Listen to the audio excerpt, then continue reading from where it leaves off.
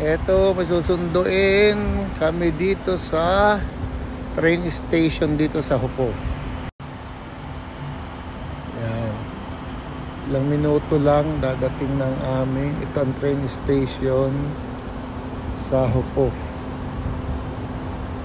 Yan. Okay Ang train station pala ay tapat ng Dala Hospital dito sa Hupov. Yan yung Dala. Masyadong kita yung pangalan. Dala Hospital. Dito ka papasok. Ayan.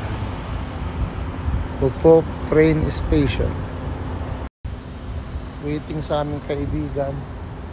Susunduin bago kami pumunta ng Jacob, Judas K bukas.